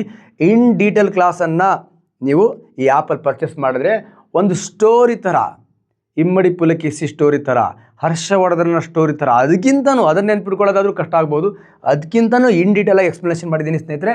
ಅರ್ಥ ಆಗಿದ್ದೀನಿ ಅನ್ಕೋತೀನಿ. ಇಲ್ಲಿ ತುಂಬ ಸಿಂಪಲ್ ಕ್ವಶನ್ ಕೇಳಿದ್ದಾನೆ. ಏನು? ಸಸ್ಯಗಳಲ್ಲಿ ಜೈಲಮ್ನ ಪ್ರಮುಖ ಕಾರ್ಯ. ಏನು ಪ್ರಮುಖ ಕಾರ್ಯ? ಸಿಂಪಲ್. ಬೇರು ರೋಮಗಳು ಹೀರಲ್ಪಟ್ಟಂಥ ನೀರು ಲವಣಾಂಶಗಳು ಬೇರುಗಳ ಮೂಲಕ, ಕಾಂಡದ ಮೂಲಕ ಸಸ್ಯದ ಎಲೆಗಳಿಗೆ ಮೇಲ್ಮುಖವಾಗಿ ಸಾಗಾಣಿಕೆ ಮಾಡ್ತಕ್ಕಂಥ ಅಂಗಾಂಶ ಜೈಲಮ್. ಹಾಗಾಗಿ ಜೈಲಮನ್ನು ವಾಟರ್ ಕಂಡಕ್ಟಿಂಗ್ ಟಿಶ್ಯೂ ಅಂತ ಕರಿತೀವಿ, ಜಲವಾಹಕ ಅಂಗಾಂಶ. ಹೊಡಿ ಅಲ್ಲಿಗೆ ಸಸ್ಯಗಳಲ್ಲಿ ಜೈಲಮ್ನ ಪ್ರಮುಖ ಕಾರ್ಯ ಏನಪ್ಪ ಅಂತ ಕೇಳಿದ್ರೆ ನೀರಿನ ಸಾಗಾಣಿಕೆ. ಹಿಂದಿನ ಸ್ಲೈಡಲ್ಲಿ ಹೇಳಿದ್ದೀನಿ, ಆಹಾರ ಸಾಗಾಣಿಕೆ ಮಾಡೋ ಅಂಗಾಂಶ ಯಾವುದಪ್ಪ ಅಂತ ಕೇಳಿದ್ರೆ ಫ್ಲೋಯಮ್. ಇಲ್ಲಿ ಟ್ರಾನ್ಸ್ಲೊಕೇಶನ್ ಅಂತ ಕರಿತೀವಿ.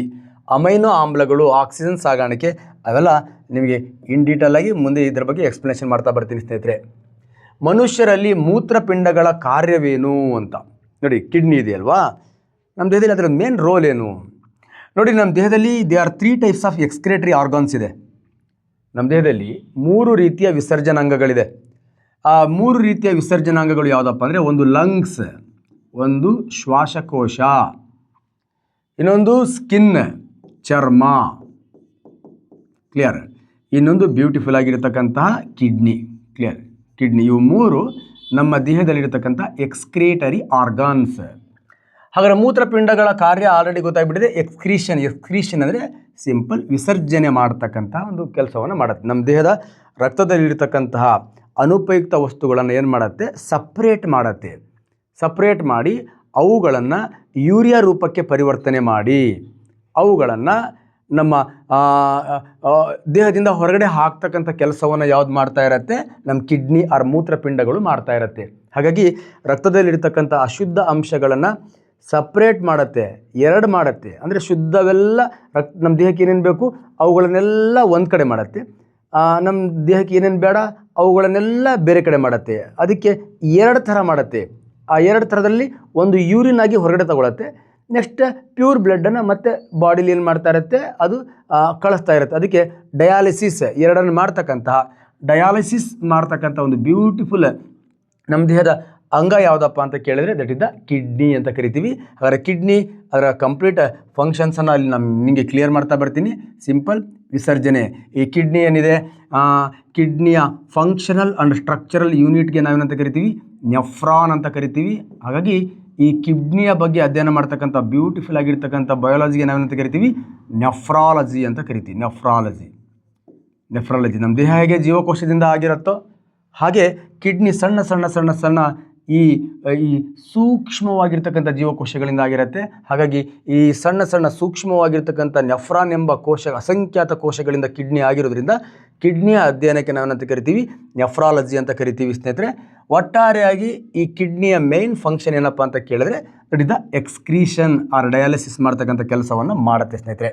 ನೆಕ್ಸ್ಟ್, ಪೈರುವೇಟ್ ವಿಭಜನೆಯಿಂದ ಕಾರ್ಬನ್ ಡೈಆಕ್ಸೈಡ್ ಮತ್ತು ನೀರು ಬಿಡುಗಡೆಯಾಗುವ ಸ್ಥಳ. One of the beautiful question. Pyruvate ವಿಭಜನೆಯಿಂದ ಸಿಂಪಲ್ ಏನಿದು ಪೈರುವೇಟ್ ಅಂದರೆ ಏನು? ಆಲ್ರೆಡಿ ನಮ್ಮಲ್ಲಿ ಏನು ಕ್ಲಾಸ್ ಮಾಡಿದಾರಲ್ಲ ಅಶ್ವಿನಿ ಮೇಡಮ್ ಅವರು ಇನ್ ಡೆಪ್ತ್ ಕ್ಲಾಸಲ್ಲಿ ಹೇಳಿದ್ದಾರೆ ನಿಮಗೆ. ಏನು ಗ್ಲೈಕೋಲಾಸಿಸ್ ಅಂದರೆ ಗ್ಲೂಕೋಸ್ ವಿಭಜನೆ ಆಗ್ತಕ್ಕಂಥ ಪ್ರಕ್ರಿಯೆ. ಏನು ಗ್ಲೂಕೋಸ್ ಆಲ್ರೆಡಿ ನಾನು ಫಸ್ಟ್ ಸ್ಲೈಡಲ್ಲಿ ಹೇಳಿದ್ದೀನಿ. ಏನು ಸ್ಲೈಡಲ್ಲಿ ಹೇಳಿದ್ದೀನಿ?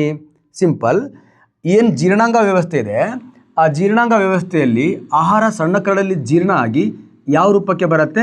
ಗ್ಲೂಕೋಸ್ ರೂಪಕ್ಕೆ ಬರುತ್ತೆ. ವಿಲ್ಲೆಗಳ ಮೂಲಕ ಗ್ಲೂಕೋಸ್ ರೂಪದಲ್ಲಿ ಎಲ್ಲಿಗೆ ಬರುತ್ತೆ ಅಂದರೆ ರಕ್ತಕ್ಕೆ ಬರುತ್ತೆ. ಕ್ಲಿಯರ್? ರಕ್ತಕ್ಕೆ ಗ್ಲೂಕೋಸ್ ರೂಪದಲ್ಲಿ ಸಣ್ಣ ಕರಳಿನಿಂದ ವಿಲ್ಲೆಗಳ ಮೂಲಕ ರಕ್ತಕ್ಕೆ ಆಹಾರ ಜೀರ್ಣ ಆಗಿ ಗ್ಲೂಕೋಸ್ ರೂಪದಲ್ಲಿ ಎಂಟ್ರಿ ಆಗುತ್ತೆ.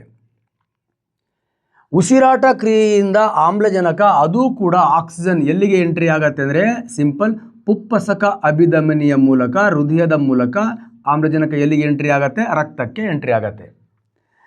ಈ ರಕ್ತದಲ್ಲಿರ್ತಕ್ಕಂತಹ RBC ಕೆಂಪು ರಕ್ತ ಕಣಗಳು ಉಸಿರಾಟದ ಆಮ್ಲಜನಕವನ್ನು ತಗೊಳುತ್ತೆ, ಜೀರ್ಣಕ್ರಿಯೆಯ ಗ್ಲೂಕೋಸನ್ನು ತಗೊಂಡು ನಮ್ಮ ದೇಹದ ಎಲ್ಲ ಜೀವಕೋಶಗಳಿಗೆ ತಗೊಂಡು ಹೋಗುತ್ತೆ. ಈಗ ಕೆಂಪು ರಕ್ತ ಕಣಗಳು ನಮ್ಮ ದೇಹದಲ್ಲಿರೋ ಎಲ್ಲ ಜೀವಕೋಶಗಳಿಗೆ ತರತ್ತೆ. ನಾನು ಒಂದು ಜೀವಕೋಶವನ್ನು ನಿಮಗೆ ತೋರಿಸ್ತೀನಿ. ಎಲ್ಲ ಜೀವಕೋಶಗಳಿಗೆ ತಗೊಂಡು ಬಂದಾಗ ಜೀವಕೋಶದ ಒಳಗಡೆ ಈಗೇನು ಎಂಟ್ರಿ ಆಗಬೇಕು? ಕೆಂಪು ರಕ್ತ ಕಣ ಎಂಟ್ರಿ ಆಗತ್ತೆ. ಕೆಂಪು ರಕ್ತ ಕಣದ ಜೊತೆಗೆ ಗ್ಲೂಕೋಸು ಕೂಡ ಎಂಟ್ರಿ ಆಗತ್ತೆ. ಗ್ಲೂಕೋಸ್ ಜೊತೆಗೆ ಆಕ್ಸಿಜನ್ನು ಕೂಡ ಎಂಟ್ರಿ ಆಗತ್ತೆ. ಓಕೆ ನೋಡಿ, ಇದು ಜೀವಕೋಶದ ಯಾವ ಭಾಗ ಅಂದರೆ ಸೆಲ್ ಮೆಂಬ್ರೇನ್, ಕೋಶ ಪೊರೆ ಒಳಗಡೆ ಇರತಕ್ಕಂಥ ಪಾರ್ಟ್ ಏನಿದೆ ಈ ಪಾರ್ಟನ್ನು ನಾವು ಕೋಶ ದ್ರವ್ಯ ಸೈಟೋಪ್ಲಾಸಮ್ ಅಂತ ಕರಿತೀವಿ. ಏನಂತ ಕರಿತೀವಿ? ಕೋಶ ದ್ರವ್ಯ ಸೈಟೋಪ್ಲಾಸಮ್ ಅಂತ ಕರಿತೀವಿ. ಹಾಗಾದರೆ ಸೆಲ್ ಮೆಂಬ್ರೇನ್ನ ಮೂಲಕ ಗ್ಲೂಕೋಸ್ ಈಗ ಎಲ್ಲಿಗೆ ಎಂಟ್ರಿ ಆಗಿದೆ? ಅದು ಸೈಟೋಪ್ಲಾಸಮ್ಗೆ ಈ ಗ್ಲೂಕೋಸ್ ಹೋದ ತಕ್ಷಣವೇ ಗ್ಲೂಕೋಸ್ ಏನಾಗ್ಬಿಡತ್ತೆ? ಪೈರುವೇಟ್ ಆಗಿ ವಿಭಜನೆ ಆಗತ್ತೆ. ಪೈರುವೇಟ್ ನೋಡಿ, ಹಾಗಾದರೆ ಗ್ಲೂಕೋಸ್ ಪೈರುವೇಟ್ ಆಗಿ ಎಲ್ಲಿ ವಿಭಜನೆ ಆಗತ್ತೆ ಅಂದರೆ ಸೈಟೋಪ್ಲಾಸಮಲ್ಲಿ ವಿಭಜನೆ ಆಗತ್ತೆ. ಆಫ್ಟರ್ ಪೈರುವೇಟ್ ಮತ್ತು ಆಕ್ಸಿಜನ್ ಒಳಗಡೆ ಬರುತ್ತೆ. ಈ ಆಕ್ಸಿಜನ್ ಇಲ್ಲ ಅಂದರೆ ಪೈರುವೇಟ್ ಆಲ್ಕೋಹಾಲ್ ಆಗಿ ಕನ್ವರ್ಟ್ ಆಗತ್ತೆ. ಇದು ಈಸ್ಟ್ಗಳಲ್ಲಿ ನಡೆಯುತ್ತೆ. ಆಕ್ಸಿಜನ್ ಕಡಿಮೆ ಇತ್ತಪ್ಪ, ಪೈರುವೇಟ್ ಲ್ಯಾಕ್ಟಿಕ್ ಆ್ಯಸಿಡ್ ಆಗಿ ಕನ್ವರ್ಟ್ ಆಗತ್ತೆ. ಲ್ಯಾಕ್ಟಿಕ್ ಆ್ಯಸಿಡ್ ಇದು ಮಸಲ್ಸ್ಗಳಲ್ಲಿ ಆಗತ್ತೆ. ಲ್ಯಾಕ್ಟಿಕ್ ಆ್ಯಸಿಡ್ದ ಪ್ರಮಾಣ ಕಡಿಮೆ ಅಂದರೆ ಈ ಆಮ್ಲಜನಕದ ಕೊರತೆ ನಮ್ಮ ದೇಹದಲ್ಲಿ ಆಯಿತು ಅಂದಾಗ ಪೈರುವೇಟ್ ಲ್ಯಾಕ್ಟಿಕ್ ಆ್ಯಸಿಡ್ ಆಗಿ ಕನ್ವರ್ಟ್ ಆಗುತ್ತೆ. ಲ್ಯಾಕ್ಟಿಕ್ ಆ್ಯಸಿಡ್ ಮಸಲ್ಸಲ್ಲಿ ಜಾಸ್ತಿ ಆದಾಗ ಆಟೋಮೆಟಿಕ್ಕಾಗಿ ಮೈ ಕೈ ನೋವು ಬರುತ್ತೆ. ಸಫಿಸಿಯೆಂಟ್ ಆಮ್ಲಜನಕ ಇತ್ತಪ್ಪ, ಪೈರುವೇಟ್ ಬ್ಯೂಟಿಫುಲ್ ಮೈಟೋಕಾಂಡ್ರಿಯಾದಲ್ಲಿ ವಿಭಜನೆಯಾಗಿ ATP ರೂಪದಲ್ಲಿ ಶಕ್ತಿ ರಿಲೀಸ್ ಆಗುತ್ತೆ. ಕಾರ್ಬನ್ ಡೈಆಕ್ಸೈಡ್ ಮತ್ತು ನೀರು ಹೊರಗಡೆ ಬರುತ್ತೆ. ಹಾಗಾಗಿ ಆಮ್ಲಜನಕ ಇಲ್ಲದೇ ಇದ್ದಾಗ ಈಸ್ಟ್ಗಳಲ್ಲಿ, ಆಮ್ಲಜನಕದ ಕೊರತೆ ಇದ್ದಾಗ ಲ್ಯಾಕ್ಟಿಕ್ ಆಮ್ಲದಲ್ಲಿ, ಆಮ್ಲಜನಕ ಸಫಿಸಿಯೆಂಟ್ ಇದ್ದಾಗ ಮೈಟೋಕಾಂಡ್ರಿಯಾದಲ್ಲಿ ಈ ಪೈರುವೇಟ್ ವಿಭಜನೆಯಾಗಿ ಶಕ್ತಿಯನ್ನು ಕೊಡುತ್ತೆ. ಬಟ್ ಇಲ್ಲಿ ಏನು ಕ್ವಶನ್, ಮತ್ತು ಪೈರುವೇಟ್ ಹೇಗೆ ವಿಭಜನೆ ಆಗುತ್ತೆ ಅನ್ನೋದನ್ನು ನಮ್ಮ ಅಶ್ವಿನಿ ಮೇಡಮ್ ಅವರು ಒಂದು ಬ್ಯೂಟಿಫುಲ್ ಕ್ಲಾಸಲ್ಲಿ ಆಲ್ರೆಡಿ ಫ್ರೀ ಕ್ಲಾಸ್ ಯೂಟ್ಯೂಬ್ ಕ್ಲಾಸಲ್ಲಿ ನಾನು ಅಪ್ಲೋಡ್ ಮಾಡಿದ್ದೀನಿ ನೋಡಿ. ತುಂಬ ಚೆನ್ನಾಗಿ ನಾನು ಇಷ್ಟಪಡೋ ಹಾಗೆ ತುಂಬ ಚೆನ್ನಾಗಿ ಎಕ್ಸ್ಪ್ಲನೇಷನ್ ಮಾಡಿದ್ದಾರೆ. ಎಷ್ಟು ಎಲೆಕ್ಟ್ರಾನ್ ತಗೊಳುತ್ತೆ, ಎಷ್ಟು ATP ಪೈರುವೇಟಲ್ಲಿ ಕನ್ಸ್ಯೂಮ್ ಆಗುತ್ತೆ, ಅವೆಲ್ಲ ಅದನ್ನು ತುಂಬ ಇನ್ ಡೀಟೇಲ್ ಆಗಿ ಹೇಳಿದ್ದಾರೆ. ಬಟ್ ಇಲ್ಲಿ ಕ್ವಶನ್ ಏನು ಕೇಳಿದ್ದಾನೆ? ಪೈರುವೇಟ್ನ ವಿಭಜನೆಯಿಂದ ಕಾರ್ಬನ್ ಡೈಆಕ್ಸೈಡ್ ಮತ್ತು ನೀರು ಬಿಡುಗಡೆಯಾಗುವ ಸ್ಥಳ ಯಾವುದು? Beautiful mitochondria. ಕ್ಲಿಯರ್? ಹಾಗಾದರೆ ಇಲ್ಲಿ ಮೈಟೋಕಾಂಡ್ರಿಯಾ ಆಪ್ಷನ್ ಇದೆಯಾ? Yes. So in case glucose pyruvate ಆಗ್ತಕ್ಕಂಥ ಸ್ಥಳ ದಟ್ ಇಸ್ ಸೈಟೋಪ್ಲಾಸಮ್, ಕೋಶ ದ್ರವ್ಯ. ನೆಕ್ಸ್ಟ್ ಇಡೀ ಜೀವಕೋಶವನ್ನು ಕಂಟ್ರೋಲ್ ಮಾಡ್ತಕ್ಕಂಥ ನ್ಯೂಕ್ಲಿಯಸ್ಗೆ ಇದು ಸಂಬಂಧ ಇಲ್ಲ. ಗಾಲ್ಗಿ ಕಾಂಪ್ಲೆಕ್ಸ್ ಅವೆಲ್ಲ ಸೆಲ್ ಆರ್ಗನಲ್ಸ್ಗಳಲ್ಲಿ ನಾನು ನಿಮ್ಮ ಜೊತೆಗೆ ಚರ್ಚೆ ಮಾಡ್ತಾ ಬಂದಿದ್ದೀನಿ ಸ್ನೇಹಿತರೆ, ನೋಡ್ಕೊಳ್ಳಿ. ಸೊ ನೆಕ್ಸ್ಟ್ ಮತ್ತೊಂದು ಬ್ಯೂಟಿಫುಲ್ ಆಗಿರೋ ಕ್ವಶನ್. ಇವುಗಳಲ್ಲಿ ಇದು ಮೂತ್ರಪಿಂಡಗಳ ಕಾರ್ಯವಾಗಿದೆ. ಜೀರ್ಣಾಂಗದ ಆಹಾರದ ವಸ್ತುಗಳನ್ನು ವಿಸರ್ಜನೆ ಮಾಡೋದು, ಇದಕ್ಕೂ ಜೀರ್ಣಾಂಗದ ಆಹಾರದ ವಸ್ತುಗಳನ್ನು ಯಾವುದು ಜೀರ್ಣಾಂಗದ ಆಹಾರದ ವಸ್ತುಗಳನ್ನು ವಿಸರ್ಜನೆ ಮಾಡೋದು ಅದರ ಕೆಲಸ ಏನಲ್ಲ. ಕಾರ್ಬನ್ ಡೈಆಕ್ಸೈಡನ್ನು ವಿಸರ್ಜನೆ ಮಾಡ್ತಕ್ಕಂಥದ್ದು ಅದು ಶ್ವಾಸಕೋಶ ಮಾಡುತ್ತೆ. ಹಾರ್ಮೋನ್ಗಳ ಉತ್ಪಾದನೆ ಅದನ್ನು ಗ್ರಂಥಿಗಳು ಮಾಡುತ್ತೆ. ಸಿಂಪಲ್ ಹೇಳಿದ್ದೀನಿ ನಾನು, ಯೂರಿಯಾ. ಹಾಗಾದರೆ ನಮ್ಮ ದೇಹದಲ್ಲಿರ್ತಕ್ಕಂತಹ ನೈಟ್ರೋಜನ್ ಯುಕ್ತ ತ್ಯಾಜ್ಯಗಳನ್ನು, ಅಮೋನಿಯಾದಂತಹ ತ್ಯಾಜ್ಯಗಳನ್ನು ರಕ್ತದಿಂದ ಬೇರ್ಪಡಿಸಿ ಮೂತ್ರದ ಮೂಲಕ ಹೊರಗಡೆ ಹಾಕ್ತಕ್ಕಂಥ ಕೆಲಸವನ್ನು ಯಾವ್ದು ಮಾಡ್ತಾ ಇರುತ್ತೆ? ಮೂತ್ರಪಿಂಡ ಮಾಡುತ್ತೆ. ಹಾಗಾದ್ರೆ ನಮ್ಮ ರಕ್ತದಲ್ಲಿರ್ತಕ್ಕಂಥ ಯೂರಿಯಾ ಅಂಶವನ್ನು ರಕ್ತದಿಂದ ಹೊರಗಡೆ ಹಾಕ್ತಕ್ಕಂಥ ಕೆಲಸವನ್ನು ಮಾಡುತ್ತೆ. ಇಲ್ಲಿ ಸ್ವಲ್ಪ ಹುಷಾರಾಗಿರಬೇಕು. ಬಟ್ ಯೂರಿಯಾವನ್ನು ಉತ್ಪತ್ತಿ ಮಾಡ್ತಕ್ಕಂಥದ್ದು ಅಂಗ ಯಾವುದು ಅಂತ ಕೇಳಿದ್ರೆ ಲಿವರ್. ನೋಡಿ, ನಮ್ಮ ದೇಹದಲ್ಲಿ ಏನು ಸತ್ತಂತಹ ರಕ್ತ ಕಣಗಳಿದೆ, ಏನು ಅನುಪಯುಕ್ತ ಪ್ರೋಟೀನ್ಗಳಿವೆ, ಆ ಪ್ರೋಟೀನ್ಗಳನ್ನು ಯೂರಿಯಾವನ್ನಾಗಿ ಪರಿವರ್ತನೆ ಮಾಡ್ತಕ್ಕಂಥದ್ದು ಯಾವುದಪ್ಪ ಅಂತ ಕೇಳಿದರೆ ಲೀವರಲ್ಲಿರ್ತಕ್ಕಂಥ ಯೂರಿಯಾ ಬ್ಲಡ್ಡಿಗೆ ಬರುತ್ತೆ. ಬ್ಲಡ್ಡಲ್ಲಿರ್ತಕ್ಕಂಥ ಯೂರಿಯಾವನ್ನು ರಕ್ತದಿಂದ ಹೊರಗಡೆ ಹಾಕ್ತಕ್ಕಂಥ ಕೆಲಸವನ್ನು ಯಾವ್ದು ಮಾಡುತ್ತೆ? ಮೂತ್ರಪಿಂಡಗಳು ಮಾಡುತ್ತೆ. ಸಿಂಪಲ್. ಹಾಗಾದರೆ ಯೂರಿಯಾ ಸೈಕಲ್ ಎಲ್ಲಿ ನಡೆಯುತ್ತೆ ಅಂದರೆ ಲೀವರಲ್ಲಿ ಏನು ಅನುಪಯುಕ್ತ ಪ್ರೋಟೀನ್ಗಳು ಯೂರಿಯಾವಾಗಿ ಪರಿವರ್ತನೆ ಆಗುತ್ತೆ. ಆ ಯೂರಿಯಾವನ್ನು ಪರಿವರ್ತನೆ ಆದಮೇಲೆ ಆ ಬ್ಲಡ್ಡಲ್ಲಿ ಇರ್ತಕ್ಕಂಥ ಯೂರಿಯಾವನ್ನು ಸಪ್ರೇಟ್ ಮಾಡಿ ಮೂತ್ರದ ಮೂಲಕ ಹೊರಗಡೆ ಹಾಕ್ತಕ್ಕಂಥ ಕೆಲಸವನ್ನು ಯಾವ್ದು ಮಾಡುತ್ತೆ? ಮೂತ್ರಪಿಂಡ. ಮತ್ತು ಗೂಟ ಹೊಡೆಸ್ಕೊಳ್ಳೋದಲ್ಲ. ಕ್ಲಿಯರ್? ಯೂರಿಯಾ ಸೈಕಲ್ ಎಲ್ಲಿ ನಡೆಯುತ್ತೆ ಅಂದರೆ ಲೀವರಲ್ಲಿ. ಆ ಅನುಪಯುಕ್ತ ಪ್ರೋಟೀನ್ಗಳನ್ನು ಯೂರಿಯಾವನ್ನಾಗಿ ಪರಿವರ್ತನೆ ಮಾಡ್ತಕ್ಕಂಥ ಒಂದು ಕೆಮಿಕಲ್ ಫ್ಯಾಕ್ಟರಿ ಎಂದು ಕರೆಯಲ್ಪಡ್ತಕ್ಕಂಥ ಅಂಗ ಯಾವುದಪ್ಪ ಅಂತ ಕೇಳಿದ್ರೆ ಲಿವರ್ನ ಸಂಪೂರ್ಣವಾಗಿರ್ತಕ್ಕಂತಹ ಏನು ಕೆಲಸ ಮಾಡುತ್ತೆ 1 hour ಕ್ಲಾಸ್ ಸಾಧನಾ ಶಂಕರ್ ಯೂಟ್ಯೂಬ್ ಚಾನಲ್ ಇದೆ, ನೋಡ್ಕೊಳ್ಳಿ. ಮಜ್ವಾಗಿ ಅಲ್ಲಿ ಜಾಂಡೀಸ್ ಎಲ್ಲ ಹೇಗೆ ಬರುತ್ತೆ ಅಂತ ನೀಟಾಗಿ ಹೇಳಿದ್ದೀನಿ. ಅದಕ್ಕಿಂತನೂ ಬೆಸ್ಟ್ ಆ್ಯಪಲ್ಲಿ ಹೇಳಿದ್ದೀನಿ ನಾನು. ಕ್ಲಿಯರ್? ಹಾಗಾಗಿ ಇಲ್ಲಿ ಯೂರಿಯಾವನ್ನು ಮೂತ್ರದ ರೂಪದಲ್ಲಿ ವಿಸರ್ಜನೆ ಮಾಡ್ತಕ್ಕಂಥ ಕೆಲಸವನ್ನು ಯಾವ್ದು ಮಾಡುತ್ತೆ? ಕಿಡ್ನಿ ಮಾಡುತ್ತೆ. ಕ್ಲಿಯರ್? ಸೊ ನೆಕ್ಸ್ಟ್, ಪತ್ರರಂಧ್ರಗಳ ಕಾರ್ಯವೇನು? ಸಿಂಪಲ್. ನೋಡಿ, ಪತ್ರರಂಧ್ರಗಳು ಏನು? ಪತ್ರರಂಧ್ರ. ಸೊ ಪತ್ರರಂಧ್ರ ಅಂದರೆ ಸಿಂಪಲ್. ಈಗ ನೋಡಿ, ನಮ್ಮ ಉಸಿರಾಟದ ಅಂಗ ಯಾವುದು? ಮೂಗಲ್ಲ, ಲಂಗ್ಸ್, ಶ್ವಾಸಕೋಶ. ಕೀಟಗಳ ಉಸಿರಾಟದ ಅಂಗ ಯಾವುದು? ಟ್ರೇಕಿಯಾ. ಮೀನುಗಳ ಉಸಿರಾಟದ ಅಂಗ ಯಾವುದು? ಗಿಲ್ಸ್, ಕಿವಿರುಗಳು. ಕ್ಲಿಯರ್? ನೆಕ್ಸ್ಟ್, ಜಿರಳೆಯ ಉಸಿರಾಟದ ಅಂಗ ಯಾವುದು? ದಟ್ ಇಸ್ ಬುಕ್, ಲಂಗ್ಸ್, ಅಂದರೆ ಪುಪ್ಪಸದ ಪುಸ್ತಿಕೆಗಳು. ಹಾಗೆ ಸಸ್ಯಗಳ ಉಸಿರಾಟದ ಅಂಗ ಯಾವುದು ಅಂತ ಕೇಳಿದ್ರೆ ಪತ್ರರಂಧ್ರಗಳು. ಇದು ನಾವು ಬ್ಯೂಟಿಫುಲ್ ಸ್ಟೊಮ್ಯಾಟಾ ಅಂತ ಕರಿತೀವಿ ಸ್ನೇಹಿತರೆ. ಸ್ಟೊಮ್ಯಾಟಾ ಇದು ಸಸ್ಯಗಳಲ್ಲಿರ್ತಕ್ಕಂತಹ ಉಸಿರಾಟದ ಅಂಗ. ಹಾಗಾದ್ರೆ ಉಸಿರಾಟ ಅಂದರೆ ಏನು? ಸೊ ಆಮ್ಲಜನಕ ತಗೊಂಡು ಕಾರ್ಬನ್ ಡೈಆಕ್ಸೈಡ್ ಬಿಡೋದು. ಅದು ಸಾಮಾನ್ಯವಾಗಿ ಎಲ್ಲ ಜೀವಿಗಳಲ್ಲ, ಪ್ರಾಣಿಗಳೆಲ್ಲ ಬರ್ತಾವೆ. ಸಸ್ಯಗಳೇನು ಮಾಡ್ತಾವ? ಸಸ್ಯಗಳು ಆಮ್ಲಜನಕವನ್ನು ತಗೊಂಡು ಏನು ಮಾಡ್ತಾವ? ಕಾರ್ಬನ್ ಡೈಆಕ್ಸೈಡನ್ನು ಬಿಡೋದ್ರ ಮೂಲಕ ಉಸಿರಾಟ ಕ್ರಿಯೆಯನ್ನು ನಡೆಸ್ತಾವ. ನೋಡಿ, ಸಸ್ಯ ಆಮ್ಲಜನಕ ತಗೊಳ್ಳತ್ತೆ. ಯಾವುದ್ರ ಮೂಲಕ? ಸ್ಟೊಮ್ಯಾಟಗಳ ಮೂಲಕ ಆಮ್ಲಜನಕವನ್ನು ತಗೊಂಡು ಕಾರ್ಬನ್ ಡೈಆಕ್ಸೈಡ್ ಬಿಡೋದ್ರ ಮೂಲಕ ಏನು ನಡೆಸುತ್ತೆ? ಉಸಿರಾಟ ಕ್ರಿಯೆಯನ್ನು ನಡೆಸುತ್ತೆ. ಇದೇ ರೀತಿ ಎಲ್ಲ ಜೀವಿಗಳು ಉಸಿರಾಟ ಕ್ರಿಯೆಯನ್ನು ಹೀಗೇ ನಡೆಸೋದು. ಆಮ್ಲಜನಕ ತಗೊಂಡು ಕಾರ್ಬನ್ ಡೈಆಕ್ಸೈಡ್ ಬಿಡುತ್ತೆ. ಹಾಗೆ ಸಸ್ಯಗಳು ಕೂಡ ಆಮ್ಲಜನಕವನ್ನು ತಗೊಂಡು ಕಾರ್ಬನ್ ಡೈಆಕ್ಸೈಡನ್ನು ಬಿಡೋದ್ರ ಮೂಲಕ ಉಸಿರಾಟ ಕ್ರಿಯೆಯನ್ನು ನಡೆಸುತ್ತೆ. ಆದರೆ ಈ ಬಡ್ಡಿಮಗನ ಸಸ್ಯ ಏನು ಮಾಡುತ್ತೆ ಅಂದರೆ ಕಾರ್ಬನ್ ಡೈಆಕ್ಸೈಡನ್ನು ಕೂಡ ತಗೊಳುತ್ತೆ. ಕಾರ್ಬನ್ ಡೈಆಕ್ಸೈಡ್ ತಗೊಂಡು ಆಹಾರವನ್ನು ತಯಾರಿಸಿ ಮತ್ತು ಆಮ್ಲಜನಕವನ್ನು ಹೊರಗಡೆ ಹಾಕತ್ತೆ. ಈ ಕಾರ್ಬನ್ ಡೈಆಕ್ಸೈಡ್ ತಗೊಂಡು ಆಹಾರವನ್ನು ತಯಾರಿಸಿ ಆಮ್ಲಜನಕವನ್ನು ಹೊರಗಡೆ ಹಾಕೋದಕ್ಕೆ ಉಸಿರಾಟ ಅಂತ ಕರೆಯಲ್ಲ, ನಾವು ದ್ವಿತೀಯ ಸಂಶ್ಲೇಷಣೆ ಅಂತ ಕರಿತೀವಿ, ಫೋಟೋಸಿಂಥಸಿಸ್ ಅಂತ ಕರಿತೀವಿ. ಹಾಗಾಗಿ ಈ ಬಡ್ಡಿಮಗನ ಸಸ್ಯ ಆಮ್ಲಜನಕನೂ ತಗೊಳತ್ತೆ, ಕಾರ್ಬನ್ ಡೈಆಕ್ಸೈಡನ್ನು ಕೂಡ ತಗೊಳತ್ತೆ. ಆಮ್ಲಜನಕವನ್ನು ಉಸಿರಾಟಕ್ಕೆ ತಗೊಳತ್ತೆ, ಕಾರ್ಬನ್ ಡೈಆಕ್ಸೈಡನ್ನು ಆಹಾರ ತಯಾರಿಸಲಿಕ್ಕೆ ತಗೊಳತ್ತೆ. ಹಾಗಾಗಿ ನಾವು ಇಲ್ಲೇನು ಮಾಡ್ತೀವಿ ಅಂದರೆ ಈ ಪತ್ರರಂಧ್ರಗಳು ಆಮ್ಲಜನಕನೂ ಉಸಿರಾಟಕ್ಕೆ ತಗೊಳತ್ತೆ, ಕಾರ್ಬನ್ ಡೈಆಕ್ಸೈಡನ್ನು ಆಹಾರ ತಯಾರಿಸಲಿಕ್ಕೆ ತಗೊಳತ್ತೆ. ಹಾಗಾಗಿ ನಾವು ಅನಿಲ ವಿನಿಮಯ ಕ್ರಿಯೆ, ಗ್ಯಾಸ್ ಎಕ್ಸ್ಚೇಂಜಲ್ಲಿ ಈ ಟೊಮ್ಯಾಟೊ ಕೆಲಸ ಮಾಡುತ್ತೆ ಅಂತ ಹೇಳ್ತಾರೆ. ಅದಕ್ಕೆ ನೋಡಿ, ರಾತ್ರಿ ಹೊತ್ತಿನಲ್ಲಿ ಸಾಮಾನ್ಯವಾಗಿ ದೊಡ್ಡ ದೊಡ್ಡ ಮರಗಳ ಕೆಳಗಡೆ ಮಲಗಬಾರ್ದು ಅಂತ ಹೇಳ್ತಾರೆ. ಯಾಕೆ? ರಾತ್ರಿ ಹೊತ್ತಲ್ಲಿ ಸಸ್ಯಗಳ ಎಲೆಗಳಲ್ಲಿ ಆಹಾರ ತಯಾರಾಗಲ್ಲ.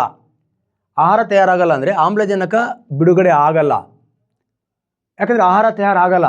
ಹಾಗಾಗಿ ಕಾರ್ಬನ್ ಡೈಆಕ್ಸೈಡ್ನ ಪ್ರಮಾಣ ಏನಾಗಿರುತ್ತೆ? ಜಾಸ್ತಿ ಇರುತ್ತೆ. ಕಾರ್ಬನ್ ಡೈಆಕ್ಸೈಡ್ ನಮಗೆ ಬೇಕಾಗಿಲ್ಲ. ಹಾಗಾಗಿ ಆ ಕಾರ್ಬನ್ ಡೈಆಕ್ಸೈಡ್ ನಮ್ಮ ಜೀವಕ್ಕೆ ಏನಾದರೂ ಹಾನಿ ಮಾಡಬಹುದಲ್ವಾ? ಹಾಗಾಗಿ ದೊಡ್ಡ ದೊಡ್ಡ ಆಲದ ಮರ ಅಲ್ಲಿ ಹೋದರೆ ಏನೋ ಆಗಿಬಿಡುತ್ತೆ, ಹಾಗೆ ಹೀಗೆ ಅಂತ ಸೈಂಟಿಫಿಕ್ ರೀಸನ್. ಕ್ಲಿಯರ್? ಸಸ್ಯಗಳು ಹಗಲು ಹೊತ್ತಲ್ಲಿ ಕಾರ್ಬನ್ ಡೈಆಕ್ಸೈಡ್ ತಗೊಂಡು ಆಮ್ಲಜನಕವನ್ನು ಬಿಡುತ್ತೆ. ಹಾಗಾಗಿ ಹಗಲು ಹೊತ್ತಲ್ಲಿ ಒಳ್ಳೆಯ ಆಮ್ಲಜನಕವನ್ನು ಕೊಡುತ್ತೆ. ರಾತ್ರಿ ಹೊತ್ತಲ್ಲಿ ಏನು ಮಾಡುತ್ತೆ ಅಂದರೆ ಅದು ಆಮ್ಲಜನಕ ಏನು ಮಾಡುತ್ತೆ ಅಂದರೆ ಸಿಂಪಲ್ ಕಾರ್ಬನ್ ಡೈಆಕ್ಸೈಡನ್ನು ತಗೊಳ್ಳಲ್ಲ. ಯಾಕೆ ತಗೊಳ್ಳಲ್ಲ ಅಂದರೆ ಅದು ಸನ್ಲೈಟ್ ಬೇಕು ಅದನ್ನು ತಗೊಳ್ಳಿಕ್ಕೆ. ಹಾಗಾಗಿ ಸಸ್ಯದ ಸುತ್ತಲೂ ಕಾರ್ಬನ್ ಡೈಆಕ್ಸೈಡ್ ಡಿಪಾಸಿಟ್ ಏನಾಗಿರುತ್ತೆ, ಜಾಸ್ತಿ ಇರುತ್ತೆ. ಒಟ್ಟಾರೆಯಾಗಿ ಇದೆಲ್ಲ ಅಲ್ಲಿ ನಾನು ಫೋಟೋಸಿಂಥಸಿಸ್ ಅಂತಕ್ಕಂಥ ಒಂದು ಬ್ಯೂಟಿಫುಲ್ ಟಾಪಿಕಲ್ಲಿ ಹೇಳಿದ್ದೀನಿ, ಹೇಗೆ ಏನಾಗುತ್ತೆ ಅಂತ ಅಲ್ಲಿ ನೋಡ್ಕೊಳ್ಳಿ. ಒಟ್ಟೆ ಗ್ಯಾಸ್ ಎಕ್ಸ್ಚೇಂಜ್ಗೆ ಟೊಮ್ಯಾಟೊಗಳು ಕೆಲಸ ಮಾಡುತ್ತೆ. ನೀರಿನ ಸಾಗಾಣಿಕೆಗೆ ಆಲ್ರೆಡಿ ಹೇಳಿದ್ದೀನಿ ನಾನು, ಜೈಲಮ್ ಪೈಪ್ಗಳು ಮಾಡುತ್ತೆ. ಆಹಾರ ಸಾಗಾಣಿಕೆಗೆ ಫ್ಲೋಯಮ್ಗಳು ಮಾಡುತ್ತೆ.